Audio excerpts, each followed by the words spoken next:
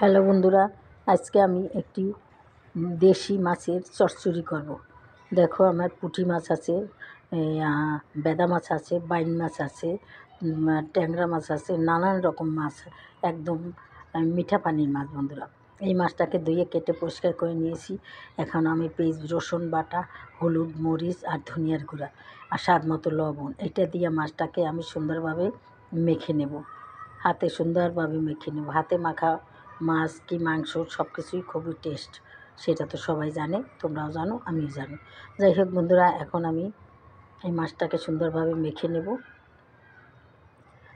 প্রায় মাখা হয়ে আসছে। এই মাছ যে কত টেস্ট, এই মাছ পাওয়া যায় না বন্ধুরা। এই মাছ হারিয়ে গেছে, তাও মাঝে মাঝে পেলে আমি বাজার থেকে আনি বন্ধুরা। বাচ্চারা খেতে ভালোবাসে, ঘরের মানুষেরা এগুলোই, এই দেশি মাছটাই খেতে ভালোবাসে। যাই হোক, সবসময় তো পাওয়া যায় না, যে সময় পাই সে সময় আনি। আচ্ছা, এই মশলা আমার মাখা হয়ে গেছে বন্ধুরা। এখন চুলায় একটি ফ্রাই প্যান বসিয়ে দিয়েছি, আমি কিছু পরিমাণ মতো তেল দিয়েছি।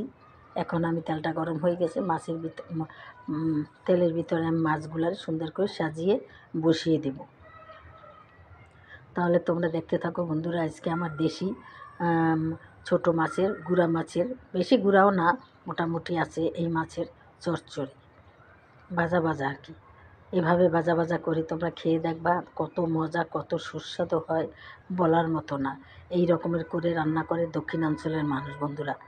যাই হোক, আমিও দক্ষিণাঞ্চলের মানুষ, তাই আমি মাঝে মাঝে এরকমেরই রান্না করি, আমার কাছে খুবই ভালো লাগে। এখন বন্ধুরা, ওই পিঠটা একটু লাল হয়ে গেছে, এখন আমি মাছটাকে উল্টিয়ে দেবো সুন্দর করে, যেন না ভাঙে সেদিকেও খেয়াল রাখতে হবে।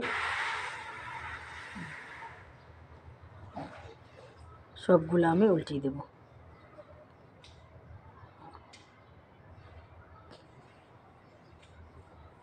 মাছগুলো একদম পানির মধ্যে লাফায়, এই অবস্থায় কিনে এনেছি বন্ধুরা। এই মাছের ঝোলও খুবই মজা, একটুখানি মশলা দিয়ে তোমরা অনেকগুলো ভাত খেয়ে নিতে পারবে।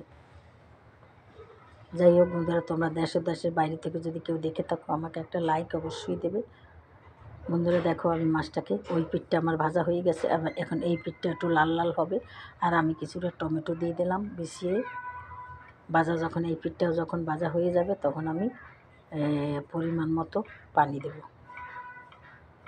সামান্য একটু পানি দেবো, কারণ টমেটোটা সেদ্ধ হবে, মাছটার ভিতরেও মশলাটা কষানো হবে, তাই।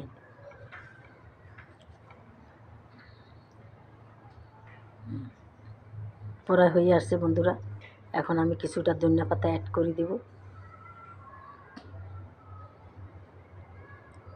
দেশ ও দেশের বাইরে যারা থাকো, তোমাদেরকে জানাই অনেক অনেক ধন্যবাদ। এই দেখো বন্ধুরা, এখন আমি সামান্য ধনিয়া পাতাটা দিয়ে দিলাম।